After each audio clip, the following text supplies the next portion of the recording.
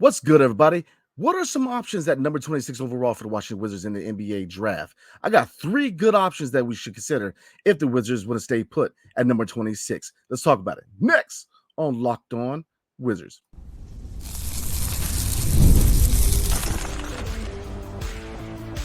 You are Locked On Wizards, your daily Washington Wizards podcast, part of the Locked On Podcast Network. Your team every day. What's good, everybody? It's your boy, Brandon Scott, and I appreciate you guys making Locked On Wizards your first listen every single day. We are free and available wherever you get your podcasts and on YouTube, part of the Locked On Podcast Network, your team every single day. Tonight's episode is brought to you by FanDuel. Make every moment more. Right now, new customers get $200 in bonus bets with any winning $5 bet. That's $200 in bonus bets with any winning $5 bet. All you have to do is visit FanDuel.com/LockedOn to get started. All right, everybody. As you know, the Wizards not only have the number 2 overall pick, but we also have number 26 overall, which came via the Los Angeles Clippers. So what are some options at 26? You know, we have done a lot of content on number 2. What are the options at 2? Trading back into the lottery, but we haven't talked enough about number 26. So these are three great options for number 26. So we're going to get into these three players who I think that the Wizards should definitely target, depending on what direction they go with number 2, and depending on if they trade back into the lottery. But these three guys I know should definitely be available at 26 and should be good prospects for the Washington Wizards in this year's NBA draft. So let's get into number 1 on the list tonight, y'all, which is Jared McCain. Now, looking at Jared McCain, formerly out of the University of Duke. For all you Tar Heel fans out there, I already know, but looking at his intangibles real quick, Jared McCain is 6'2", or really 6'3.5" at this point, and 203 pounds. So he's a small guard. 203 pounds ain't bad for 6'2", but he's a little smaller guard. So I get it. A lot of you guys do like the taller guards in the draft, and I'm with you. But around 26, I mean, I'm a sway. So let's look at his 2023 to 2024 stats. He averaged around 14.3 points a game, 5 rebounds a game, 1.9 assists, 0.1 blocks, 1.1 steals a game. He shot 46.2% from the field, shot 41.4% from 3, and 88.5% from the foul line. So kind of my reaction to his points or his stats overall, 14.3 is not bad for a guard. Especially guard, at a school like Duke, because Duke gets a lot out of their point guards, man. 5 rebounds, not bad for a guy who is 6'2", 6'3". So definitely good numbers from there. Being a point guard or being a guard, or potentially a point guard in the NBA, 1.9 assists, definitely want to see him be a better playmaker, get other people involved. 1.1 steals is not bad. 46.2% from the field, not bad at all. Round league average was around 45, and he shot 41.4%, which you like people to be around 35% for 3. So, his 3-point shot is definitely something I like about Jared McCain. Now, let's get into what are his strengths. Well, his scoring ability, his ability to score, and his proficiency from 3-point range. He is a scoring guard. Obviously, he can definitely score average around 14 points. But, his 3-point shot is something I definitely like.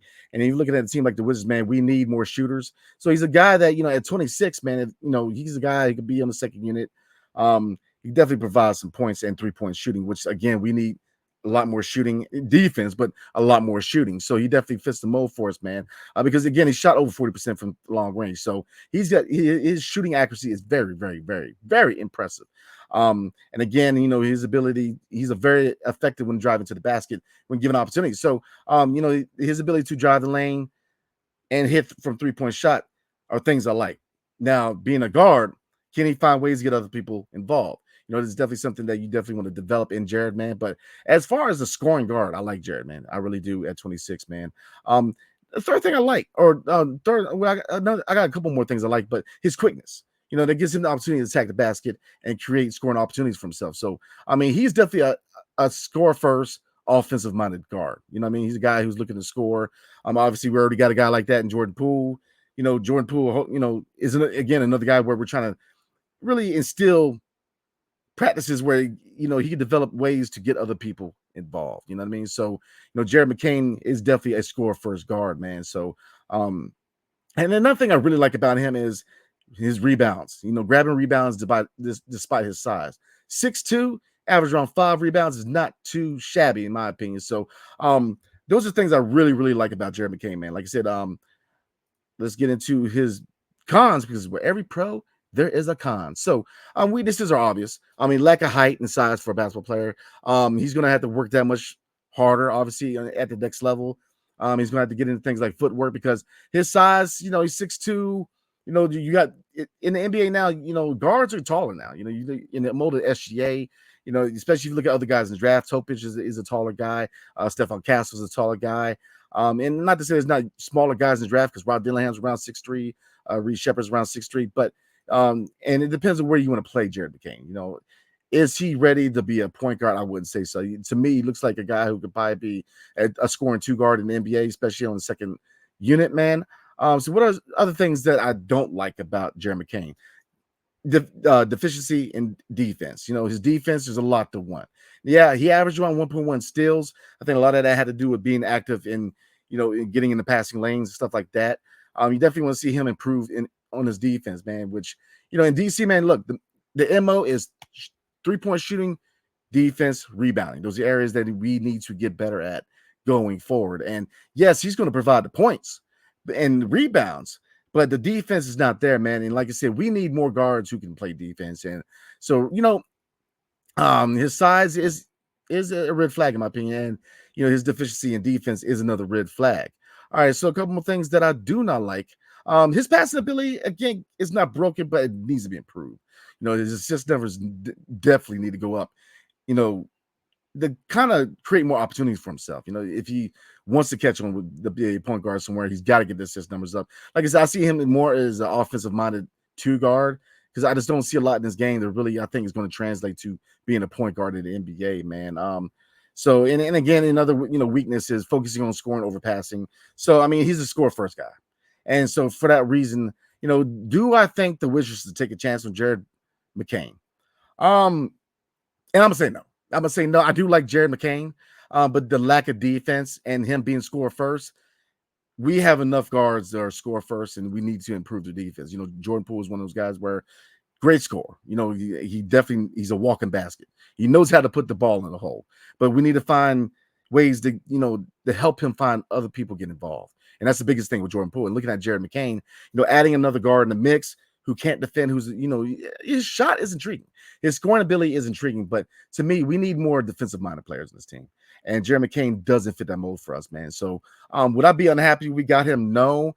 But at 26, I do think we have other options, and so I'm gonna say no right now. Not to say that I would be unhappy if we picked him up, but his defense scares me, and the fact that he's very score first, and with him being the guard at 6'2", again in the modern NBA, man, 2 guards are taller guards, and his lack of defense, where does he really fit?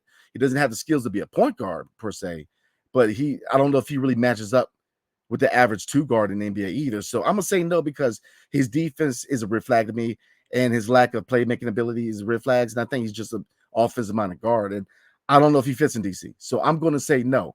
But there's a couple guys who are taller guys who I think could definitely be targets for the Washington Wizards at number 26 in the NBA draft, and DeRon Holmes and Kyle Filipowski. So we're going to talk about DeRon Holmes in a minute, but before we do, today's episode is brought to you by FanDuel.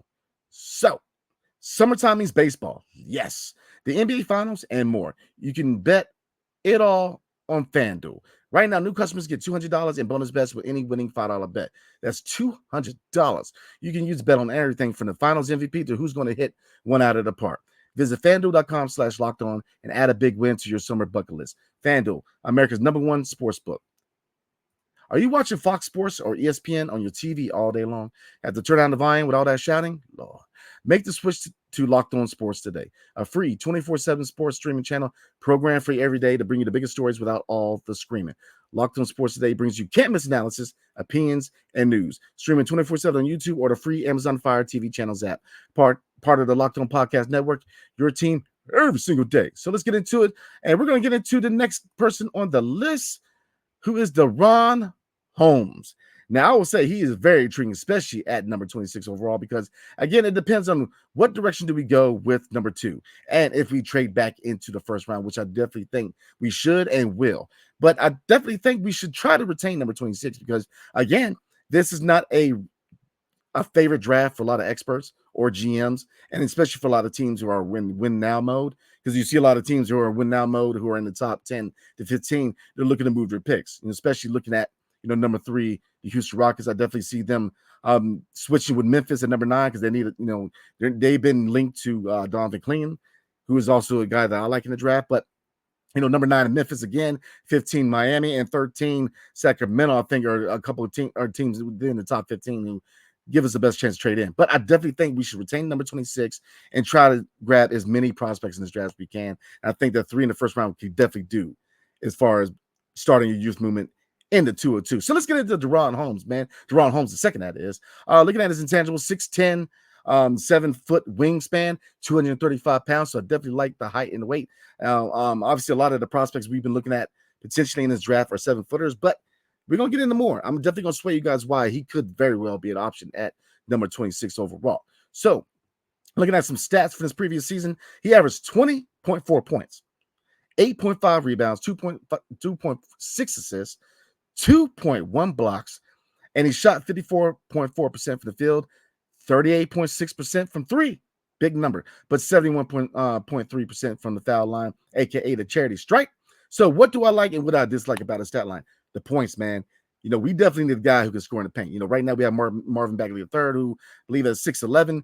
He's kind of in the mode of DaRon Holmes, where he's a guy who's very scrappy. He can score in the paint, he can stretch the floor. 38.6% from 3. I love that because he fits the mold of the modern day big. He's a guy who can stretch the floor and really add more capabilities to the center position, man, as far as spreading the floor overall for the Wizards as a team. So obviously the blocks I like 2.1 blocks. Again, we need a rim protector. We need a guy who's going to lock down the paint, add points and rebounds to the paint. So I think he checks those boxes as far as stats. Let's get into some of his pros and his strengths, right? Well, versatility. He can score in a post as a lob threat. He can shoot from 3. Again, he shot 38.7% from 3. He's a very switchable defender with a long wingspan. So he can definitely, match up well against your power forwards and your centers. So he's very versatile, which I like, man. Because if we don't get Alex Sarr, DaRon Holmes is a guy who's kind of in his mode, man, where he can play center, but at 6'10", he can also play power forward. High motor defensively. He's a good rebounder, good shot blocker, but his high motor. I love his motor. So those are things I like, man. I think that, he's definitely improving on the glass. He shows potential to be a really good rebounder. He can definitely develop to be better, but he has the potential to be a really, really good rebounder in the NBA, in my opinion. But his high motor, man, he's versatile. He has a high motor. He's a guy who's going to move. And I like that about him, man. I like that about him a lot. A couple things I like, man. And I think he could definitely be an effective passer, especially in the pick and pop situations. The pick and roll, I think he can definitely be very active in pick and pop and pick and roll situations, man. So like I said, I think he definitely could fit not only as center, but actually definitely at power forward. So his versatility is something I really, really like. So what are some weaknesses? What are some cons? Because again, with every pro, there is a con. So what are some weaknesses about his game? Well, limited experience against top competition, so there are questions about how fast is he going to adjust to the NBA in the pace of the NBA. Looking at some other things about a scouting report, he occasionally telegraphs passes and struggles with ball control. So turnovers have been an issue. And another thing about him, again, he is slightly undersized for the NBA at 6'10". So could he be better at the 4? I think so. He could definitely be an undersized 5, but I think that if you indeed draft DaRon Holmes the second, man, I definitely think that you should definitely take a look at him at the power forward position. So looking at his weaknesses and his cons, man, he has a lot more pros and cons. I mean, he's undersized slightly for a big man role at the 5, so I definitely think that he could play the 5, but he's best suited at the 4. But his ability to stretch the floor is I like, but there are questions from scouts about can he sustain that shooting at the next level? And I definitely think he can. I think his ability, to stretch floor and what he can do in the paint, he's a very intriguing prospect at number 26. If we indeed do not go Donovan Clingan at number 2, or if we don't trade back in to get a Khalil Ware or a Zach Edey. I definitely think DeRon Holmes is a prospect we need to definitely consider at number 26. So another guy to look at at number 26, Kyle Filipowski. Let's dive into him real quick. All right, so real quick, pull up Kyle Filipowski. Now, Filipowski is a guy who I think we definitely need to consider at number 26, and there's a lot of reasons why. Let's get into his intangibles coming out of Duke. Another Duke guy, man, must be Duke's day. All right, so he's a 7-footer with a 6'11" wingspan, 248 pounds. So, he's got the weight, he's got the height to be a decent center or power forward coming out of the draft, in my opinion. Looking at his stat line for this previous season, he averaged around 16.4 points, 8.3 rebounds, which I definitely like, 2.8 assists, which ain't bad for a big, 1.5 blocks, and 1.1 steals per game. So defensively, he's very active in defense. Shot 50% from the field, but he did shoot 34.8% from 3, which just is bad. Definitely want to see him improve, but is not bad for his size, and 67.1% from the charity stripe. Now, his father was actually a basketball player too. Dave Filipowski played at Slippery Rock University from 1979 to 1981, and his mom played basketball at Long Beach State from 82 to 84. So he definitely comes from a basketball family. So let's look at some of his pros and some of his cons. Let's start with the pros, right? What do I like about Fowler, man? Other than him being Duke, which drives my wife crazy because she's a Tar Heel fan. Perimeter-oriented big man. So he's definitely has versatility on offense. He can stretch the floor. You definitely want to see his three-point numbers go up, but if you round it up, he shot 35%. So he's around league average last year. But he has the ability to stretch the floor. So I definitely like that because, again, it fits the mold of the modern-day center. Let's see. Playmaking is not bad. He's decent. And so he's not bad playmaker or ball handler at his size. You average around 3.1 assists, but I definitely will play him to his strengths. So, but again, another thing I like is he's capable of scoring many ways. Off the dribble, from the perimeter, in the paint. He's very versatile with scoring, man. And again, he fits that mold of the modern day big. And I think that we need a modern day big in the mold of a Marvin Bagley III. Marvin Bagley III fits that mold, and he's done well in DC.